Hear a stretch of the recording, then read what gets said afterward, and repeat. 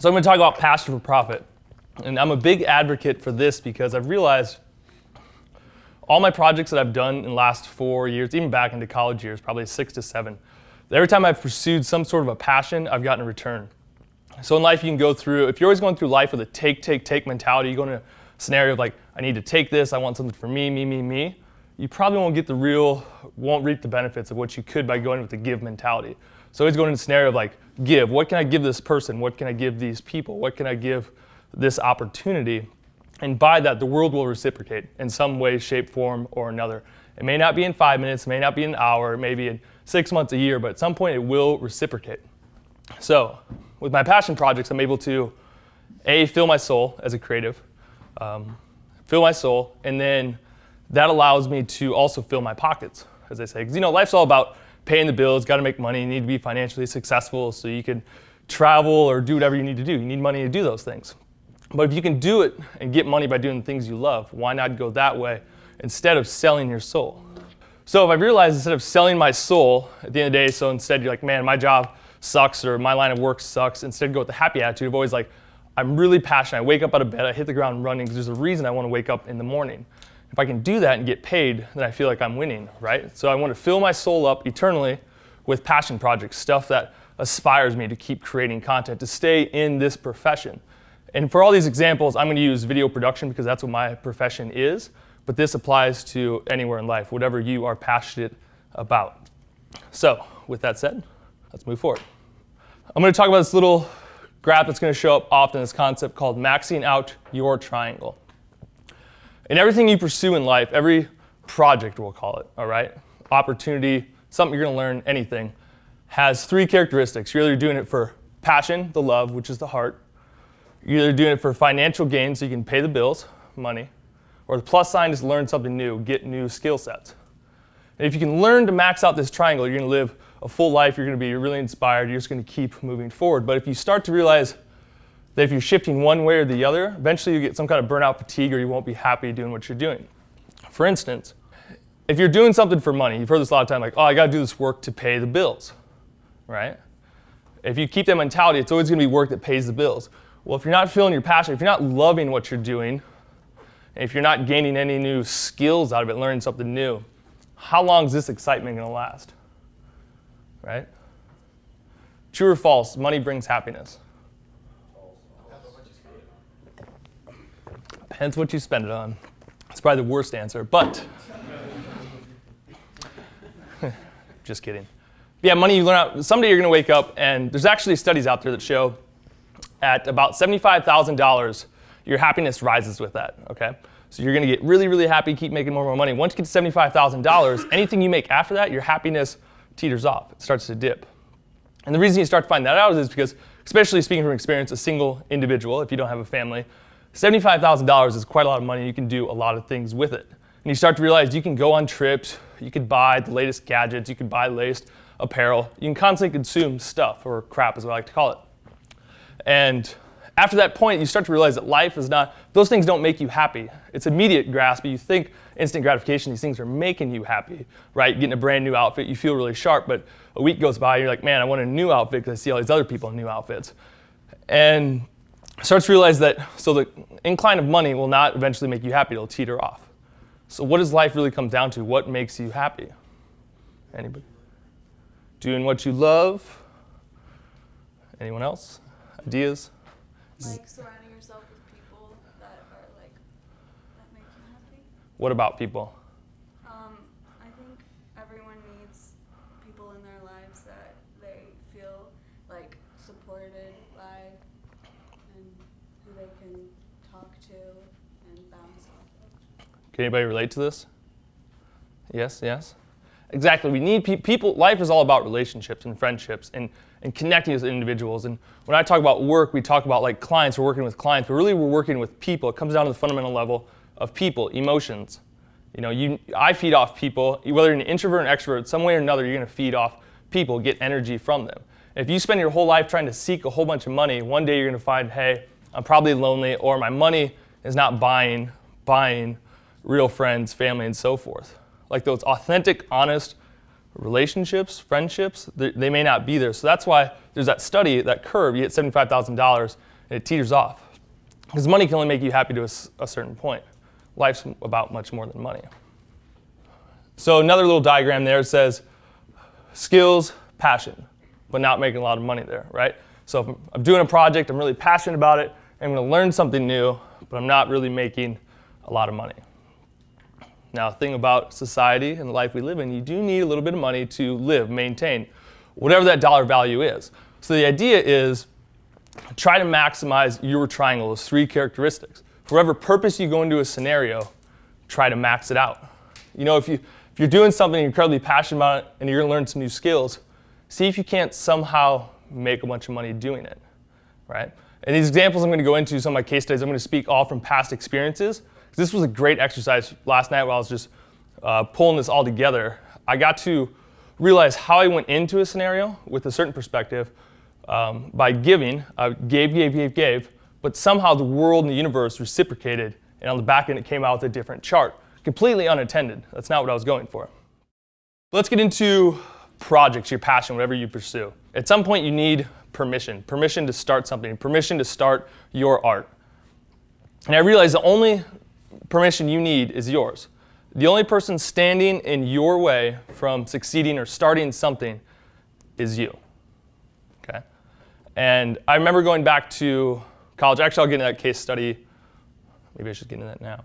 I had a really good point there and I forgot it. Awesome. Side note, I was out in Boulder for a TEDx and one of my good friends got to do his first TEDx speech. 7 minutes long. This guy has been just like crushing it for a month, like practice, practice, practice. He gets out there in the first 2 minutes, just forgets his line. And then everyone like empathized with him and just loved him and laughed. And then about 2 minutes later, he's just like, fuck, I forgot it again. And the whole place just erupted and they're with him. So it was amazing. Oh, here we go. So permission to start. A lot of times, and I come up with the concept of permission of zeros. Because sometimes we get blinded by money saying, I need money to start this project, or I need somebody to pay me to take this opportunity. But really there's, in probably 99.99, 100% of scenarios, it's gonna be 100%, you can start before there's any money on a table. There's something you can do. If you wanna do a short film, an animation project, there's a lot of pre-production, concepting, all that stuff that you can give yourself permission internally just to start it. Or you're gonna be the person standing in your own way, preventing yourself from starting and eventually accomplishing that. So let me get into a case study. And I can relate to all you guys back in college because I had a project I wanted to do. It was called Strip Down. And the full purpose of doing this, I think I was a junior. Yes, I was a junior. And I knew there's so many like post-production techniques or even production in general that I had no idea what I was doing, but I wanted to learn those things. And there wasn't the right opportunities in some of the classes I was taking. So I knew it was all on myself. I had to give myself permission to learn these new skill sets. So I sought out and I started this series that we did like maybe 6 episodes. It was a music show. We just record bands, doing acoustic sets and interview them and kind of piece them together. And all along the way, I used permission. I started. But along the way, I ran into roadblocks, red tape, of some people saying, hey, you can't do this project anymore. Or there are some conflicts trying to use a studio here with another student. And a lot of people just gave up. It took a lot of red tape. And eventually I was like, no, I really want to do this. In this kind of instance, it's better to ask for forgiveness than seek permission. Okay? So I just went out and I'm like, I'm going to do this because I need to learn all these things I want to learn, like multicam editing, directing, using a crew, producing, putting something together. And then that kind of steamrolled. I saw this happen later on. I get to Des Moines. So point being, I just want to learn a new skill set, and I was about half passionate about doing the project because I didn't really discover what real passion was. You know, I was a little bit, I want to say naive a little bit, but I was an open sponge. I was a college student. I didn't really know what my passion was, but I was excited to do this. So I went in with the whole idea of I'm going to learn a whole bunch of skill sets, a little bit of passion. There's no money involved. In fact, I think I was losing money because I had to buy a whole bunch of HDV tapes to record all these multicam shoots on, but I didn't care because it was worth it. I knew I was investing in my future. Fast forward a couple years, I'm in Des Moines, and post-graduation, I started my own business, my own company called Visual House. And I spent a year and a half here in the Cedar Valley, and then I relocated to Des Moines. And I got down there, and I was looking for opportunity. I'd been kind of consumed a little bit with client work, and I realized I wanted to do some projects, once again, that I was passionate about, things that were going to push me forward that I did not need permission from anybody out there in the world to do. So I ended up going to this lunch. It was called Lunch Unplugged. It was just a simple 1 hour lunch where they brought in an artist, musician, and they play music, like touring bands. Great. So of course, I saw a recurring theme. I leave there, I was like, oh, that was really fun. I would love to revisit the idea that I had in college called strip down and do it on a bigger scale. And I want to go in there and like film these mainstream artists and interview them. And potentially, I'm not going to learn a bunch of new skills, learn a little bit more, get into the community, making a better product because I had new equipment. Passion, I was incredibly passionate about, because really I just wanted to tell these stories and create these kind of documentaries, because that's eventually what I want to get to and doing. But also I saw a little bit, I was like, well, going into it, I'm not seeking a financial reward, but I do want to use this as a marketing tool a little bit to get to know people in the community that can see my work. And as what happened is, that steamrolled into a bunch of people seeing my work, and I landed a client. We did like 3 of these videos, landed a client who I've had now for 3 years, and we're talking thousands and thousands of dollars. That was not my initial plan when I went in there. My plan was just to do my art, passion, create this thing, birth it out into the world called Lunch Unplugged, just these little micro documentary series. It turns out people really loved my work and saw that I was doing it, I was ambitious and passionate about it. They bring me in, I now have a client, really great working relationship with them. So the world reciprocated. I didn't go in there trying to find someone to pay me to do this project. I lost money on the deal because I was renting gear, once again, just investing in myself, but I was like, that's fine, because I really wanted to do this. And so the world reciprocated. I landed a client, and to this day, an incredible client, which are worth thousands of dollars to me. Had I went in there trying to find someone to pay me first, it'd probably been like a one and done kind of thing, or it would have never matured, and I would have never found that client, that resource. The thing I always talk about investment, take stake in yourself. And what I mean is you constantly need to be investing in yourself. So learning new skills, going to new classes, doing your own projects, all those things. And it comes down to that, because if you don't invest in yourself, don't expect anyone else to either. If they don't see you're serious about yourself or passionate, why is someone else going to invest in you? Meaning, why are they going to give you work? Why are they going to give you a job? Why are they going to give you opportunity, right? If I see you come in the door and I've seen you got this incredible portfolio of these personal projects you've done, or say you come in the door and you have a little bit of classwork and I can see you just did the bottom line, did the minimum, what you do to get by, who am I probably going to take?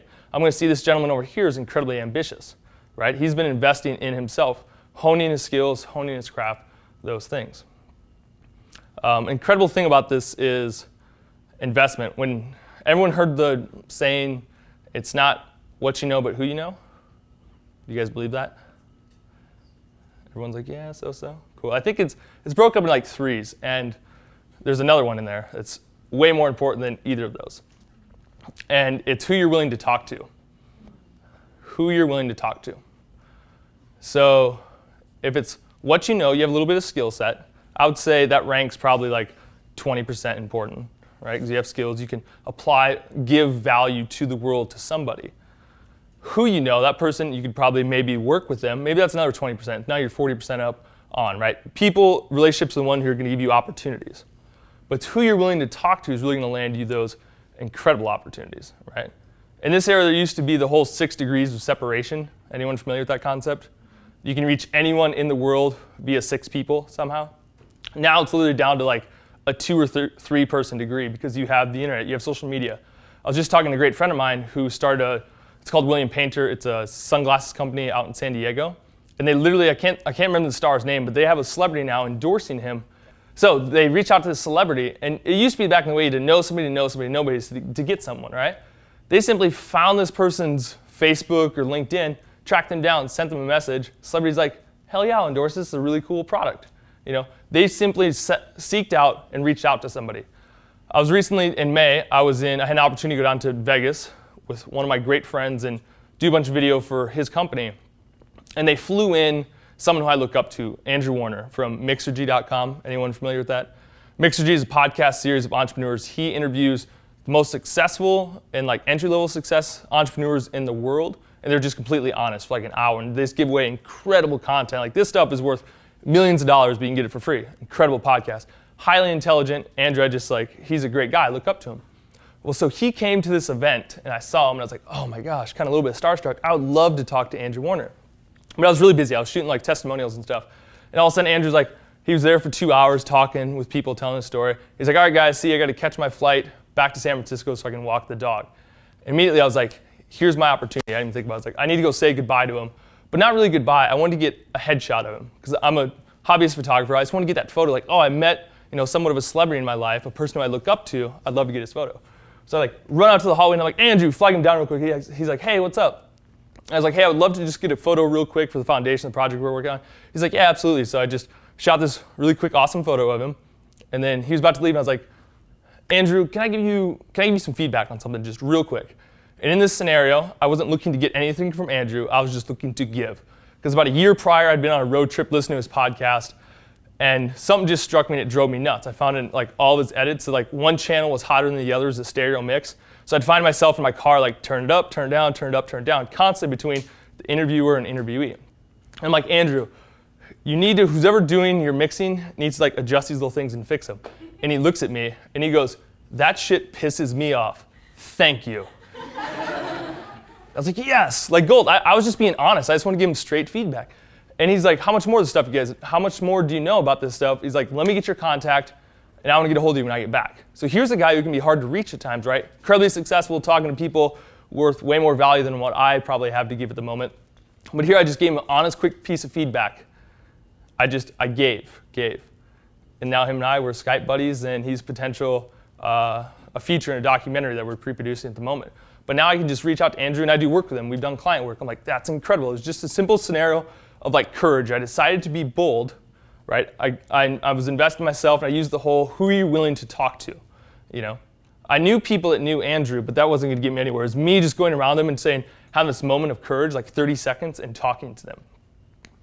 Another case in point, I was recently out in New York, and it was this mastermind. Are you guys familiar with masterminds at all? So masterminds, you bring a group of highly intelligent people, successful people together, and then you guys all work together for a weekend and just crush stuff and make incredible things. For instance, I saw some people work on their businesses and they sold over $100,000 in one weekend. Mind blown. Never be the same for me.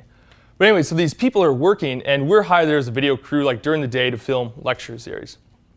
And all this stuff's good, but then we have downtime right at night, and we're at this retreat center, so we see these people, we kind of interact with them, but we're kind of behind the scenes.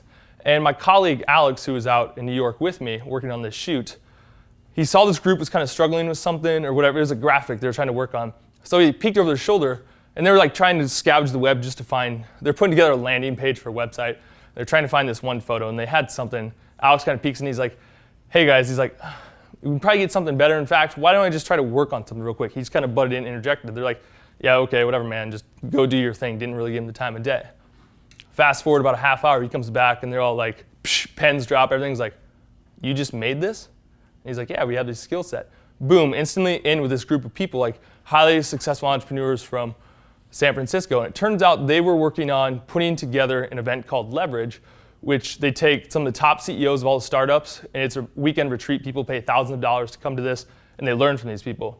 Well, it turns out he was putting his first one ever on, and he's like, I should probably record this experience. And I happen to know two guys who are really bold and courageous who are willing to talk to me. I'm booking you guys in San Francisco. Just like that, just from that moment of courage. So it comes back. I think who you're willing to talk to is 60% in that chart. So you have what you know, 20%, who you know, the other 20%. But who you're willing to talk to, that's 60%. Because even if you know someone who knows someone, what does that really mean for you until you take action? It's not up for that person in the middle, that linchpin person, to connect to you really. They can connect to you, but then what happens? It's up to you to take action. People want to know why you do what you do, not what you do. People want to know why you do what you do, not what you do. Because once people understand that, they're going to invest in you. They're going to commit. They're going to relate to you, right? Myself being in the video production world, you can hire plenty of vendors out of Des Moines. There's plenty of us down there. But it's once people understand why we do what we do that they're fully invested. Because a lot of times, we work a lot with nonprofits, and right in my proposals, boom, there's a huge mission statement right there. It says what we're all about, how we're all about creating excellent stories that are going to propel people forward, right? Encourage them to take action. And we relate to these nonprofits and other people, and people see that we're so passionate about what we do, they want to work with us, okay? I've gotten into the biking culture in Des Moines, and I was like, I would love to do just a short documentary film on the bike culture of Des Moines, make it 20 minutes long. I don't know what this is. But let's go shoot a trailer, see if we can't pitch it around, get some people invested in it, and just do it, right? A little bit of money incentive, learn new skills, because we wanted to see how to do a whole marketing campaign through Kickstarter, all that stuff. Really passionate because I love biking. So every week on Tuesdays, there's this taco ride, and everyone rides out to it. It's like 18 miles round trip. So we participated in this many times. I was like, hey, let's go shoot some footage. So we're out there shooting some footage, and soon a guy comes up to Alex, my colleague once again, and he's like, hey, what are you guys working on? He's like, oh, we got this idea to do this bike documentary we're just passionate about. And they're like, well, why are you doing it? He's like, oh, we're passionate. We just want to do this project. He's like, oh, great. He's like, here's my card. I work for the United Way of Central Iowa. I'd love to connect with you. Boom. So we went in the sole purpose of just do our own personal project. We walked out with a brand new friendship or relationship who we're now going to do a stellar project together that I'm really excited about. That would not have happened if we just didn't decide to go out in the public, be open, be vulnerable, be there in a space to pursue our passions. I wouldn't have made that connection. But he saw that we had invested ourselves, that we were really excited to be there. We're constantly progressing our craft forward. He knew our why. He understood that. He connected. He resonated with it. So he wanted to work with us. Card, connection, boom. Golden Circle, anyone familiar with this? Highly encourage checking out Simon Sinek, a TED Talk. It's like 20 minutes. It'll just like completely change the way you think about stuff like products, services, everything about in life, what you do. And everything circles around, you need to understand your why statement, like why am I doing something? And then you work outwards, like how and what. Usually we start backwards, like with the what. And I know this is a common problem. I had a friend, he does video production up in the Twin Cities, and he's just like, how do you sell to people? Like I have a hard time getting them to relate and justifying spending X to do a project. And I was like, well, you're kind of going all about around. You're going to that scenario of like, take. Like I have this service to give, so take it, give me money kind of thing. But I was like, really come down to understand their why. Like, why do they want to do this? Is it for a marketing purpose? Like, what's the return they're trying to get? What is it? And then work outwards. Like, why is, say they want to tell, no, that'd be the how. So the why is they're really passionate about, say they're nonprofit, a service they offer. They're passionate about helping kids in Africa, for instance. I use Speak for Poverty, the group that brought me to Africa. Their why is they feel like education will be the way that is the true way to get out of poverty, being educated. It moves you forward, allows you to get jobs, allows you to think differently to get away from the poverty line. So they want to change that in Africa. They want to sponsor orphans in Africa, pay their high school and their college tuition so they can move forward and get out of poverty. So like we have the why, the how, like how they want to do it and what they're going to do. So we decided to create a video around that, right? Tell that mission so people can understand exactly what they do, so other people will donate to the cause and spread awareness for the whole thing. Does that make sense? So I highly encourage looking up the Golden Circle. Just Google that thing. Amazing. So advocates. Friendships over relationships. Advocates are people who support you, who are going to be in your corner, right? If you're the guy in the boxer, they're going to be the guy in the corner always like cheering you on, helping you, investing in you. Might be your friends, your family, clients. I like to call them advocators. And they'll eventually, like when they know your why, so they're supporting you, right? And by working with clients, they want to work with you, which kind of fills your passion a little bit. Most likely you're also fulfilling a service to them, which is giving you money, which is in a roundabout way kind of supporting you. But your advocates, whether it's clients, friends, family, people in general, I say friendships over relationships. I like to say this a lot with clients, and I want to use this for like client work, my point. But people, life comes down to relationships. Remember we were talking about that? It's not about money, it's about relationships. And when you work with somebody, most likely you're working on something together. You're creating something, you're creating art, as I like to call it, whatever that may be, a project. You're bringing it into fruition, concept to fruition, you're executing it. And so people want to work with their friends, people they can relate to. And if you look at people like clients as, what I say client relations, to me it's a little bit in negative terms. It draws a line for me. You have friendships, whoosh, like this line, client relations, right? And then that kind of lumps in this category of like, well, 9 to 5, like I'll talk to you, I'll work with you like when you're on the clock. But I like to work with people who I can form friendships with, somebody who I can look at them and be like, I could have a beer with that person. I can share a joke with that person. I can laugh with them. These are people I want to hang out with and see outside of work. Those are the people I want in my life, and those are the people that I want to be working with, working for. I want those types of people supporting me, right? People just want to work with really cool people. If you're down, like be super down to earth and just be open and be honest, just be yourself. And if people see that and they resonate with that, they will want to work with you. Don't like sham it all up and like, I have to be company and you have to be client kind of stuff, right? If you act like their friend, and not act, but actually be their friend, they'll be their friend back, and those relationships will stay forever. Those will last forever. It comes a fine line of like, you can't be like, I'm going to goof off and screw around in this relationship, right? You're there to commit a service, and you have to walk that forward.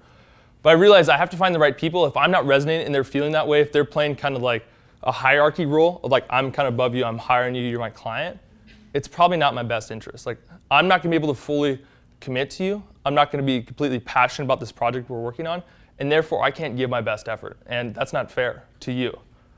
I wouldn't want you working with somebody. It's not compatible. And there's many other fish in the sea. There's many other people out there, right? I want to work with people who actually, like my business is constantly growing, highly successful. We don't really do like any like marketing, hard sales. I've never done a cold call or anything. It's been all through like referrals and networks. Because when I work with really amazing people and we have those relationships, most chances are behind them or beside of them in their network, they have amazing people who they want to connect us with. And I keep it that way. So I just want to work strictly with amazing people who I feel is compatible.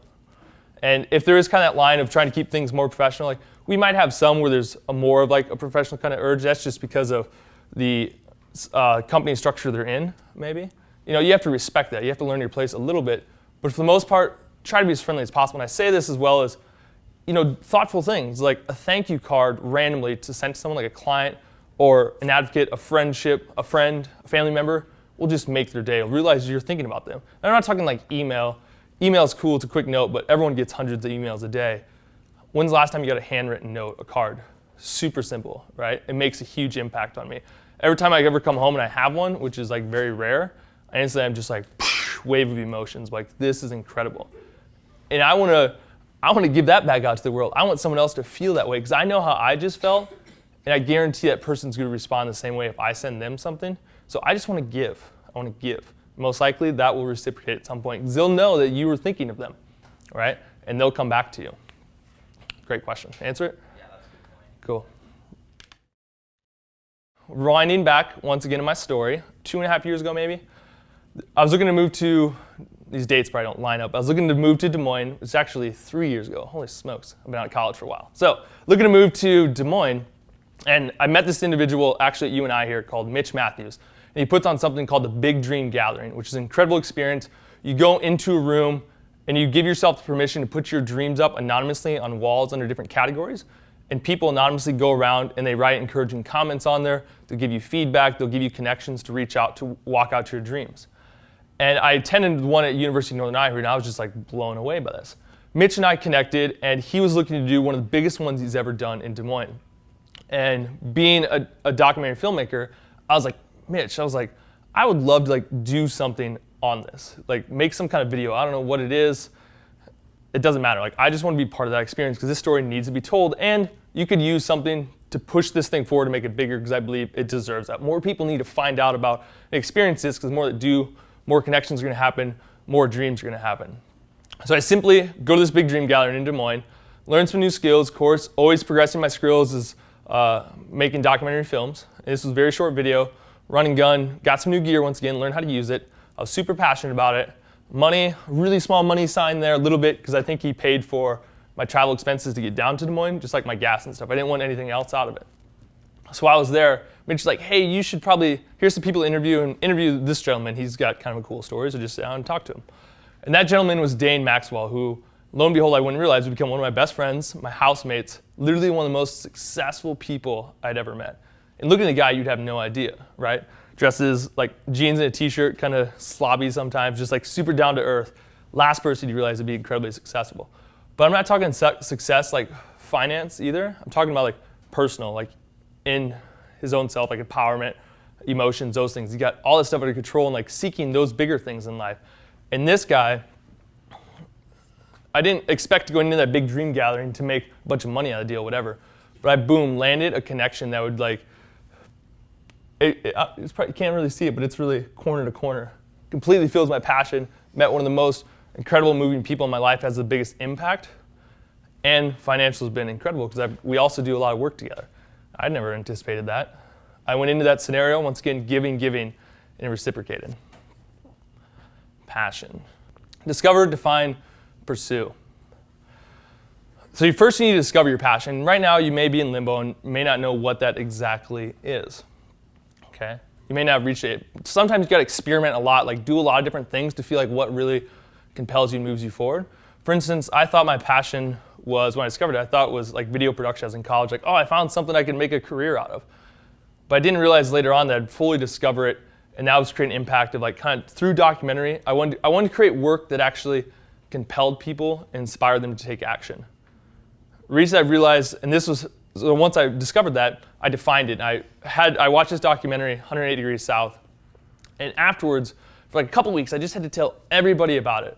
Like, it's not the world's greatest documentary, there's some great stuff about it, but I was telling everybody, and also when I reflected, I was like, why am I doing this? That's the emotion and response I want to pull out of someone. I want them to have that same response to my work.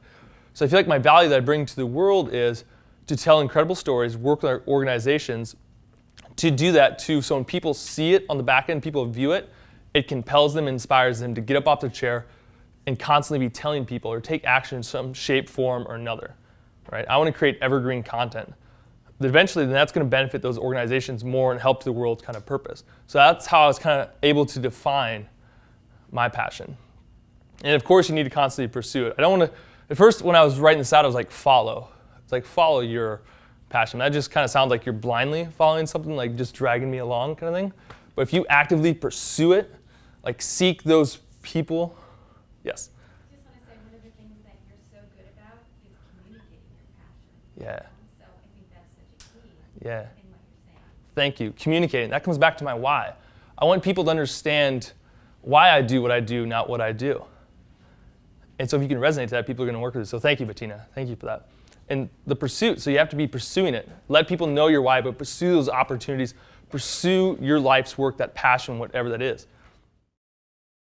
So I got you all in here by putting some copy together. I sold myself saying I went to Africa, all right? And I don't know if you guys expected me to just talk about Africa for a while, but I feel like that really wouldn't benefit you.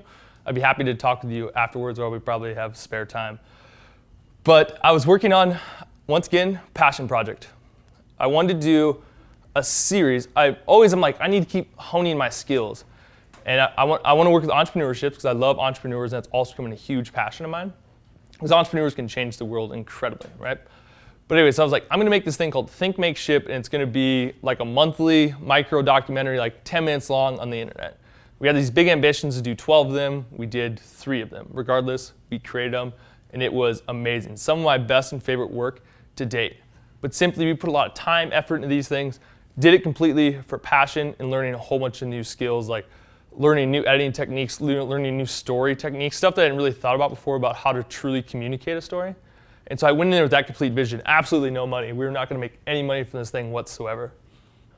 And then this leads into what I think is going to happen. I don't know the outcome of it yet. But so that series, somebody got to see it who works for an organization called Peak for Poverty, which is a nonprofit that works based out of Des Moines, who does work for orphans in Tanzania.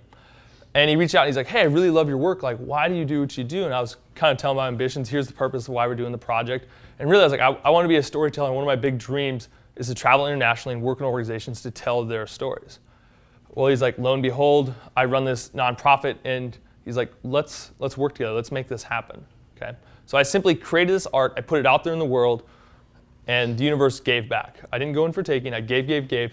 Someone came back to me with an opportunity and said, let's partner this thing. So I got the opportunity, and this all happened within like 2 months. Also, I was making these decisions just to like leave because something showed up, and I was like, this is my calling. This is what I've always wanted.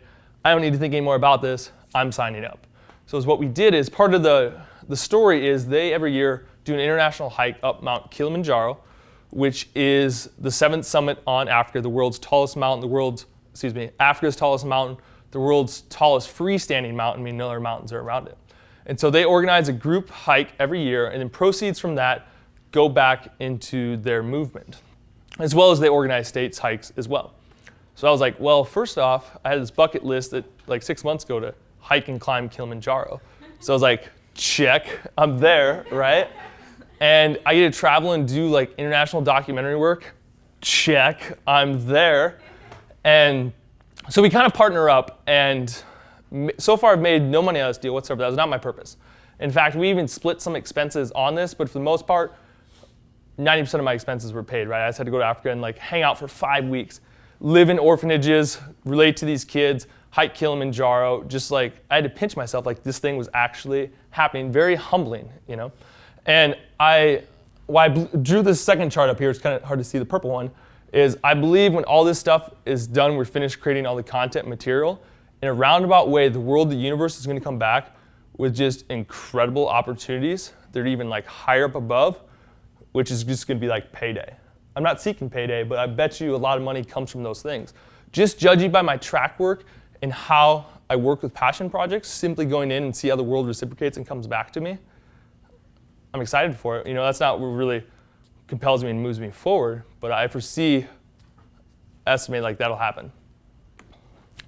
Now, coming back to your passions, Bettina said, I'm really good at communicating my passion, why I do what I do.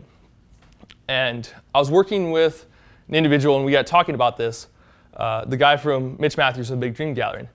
And it was a few years long in my business, and although we've been doing some passion projects, we were sitting down, I'm like, okay, I'm a few years in, but where do I want to go? Where do I want to be? You know, I want to be doing this type of work over here, but I've been doing kind of this kind of work, which is like a lot of client-oriented work, for instance, and I want to do more like passion projects. Like I would love to just fill my heart and do those types of projects. And after having that conversation, that's when I got back to doing like the Think, Make, Ship, which is that micro-documentary series, which eventually sent me to after like more personal projects. But I realized that once, like if you're constantly going through life and doing work, and you're kind of always looking down, now re-evaluating what your purpose is or what your passion is, not identifying that, you'll like be on this trajectory that'll like send you over here, right? And although maybe your passion's up here, in the long run, that's going to set you way off course. It's kind of like if an airplane was to leave Cedar Falls right now and fly to Los Angeles, right? If he was like 1 degree off of where he's trying to go, over a short amount of time, he's not going to be off course very much, and he can just kind of recorrect. But if he spends, all 8 hours flying over there, he's going to be way off course from his final destination. So the sooner you can discover and define your passion, your purpose, what you really want to be working on, you can set, which is called your true north, you can set your trajectory to go towards that. Always be pursuing that direction instead of following this direction. Does that make sense? So everyone's like, so I have passion, I want to make money out of the deal, or if you want to start a business, or if you want to go work for somebody, whatever it is, you have a passion, and you also want to make money, because sometimes if you just follow only your passion, maybe you can't get paid. I don't know, I'm sure the world will give back to you.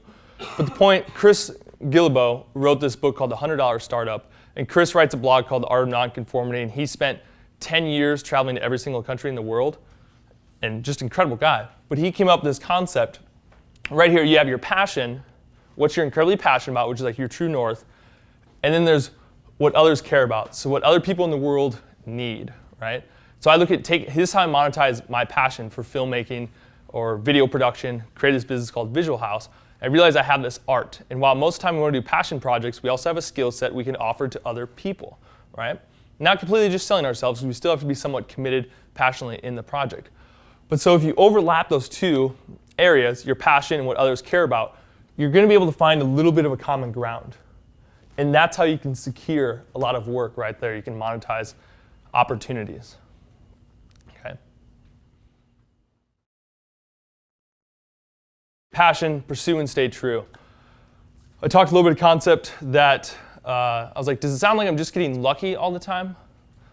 And no, it's not. I was having a great conversation. I'm manifesting these things in my life, right? If you do good acts, good things will attract to you, right? If you put out negative emotions, energy into the world, you attract negative things. You ever realize one morning you wake up and you're late for class, and then, I don't know, you trip on the way in, and then you hit every single red light when you're trying to get to class, and it's just like, what is going on today? Like, everything sucks. It's terrible.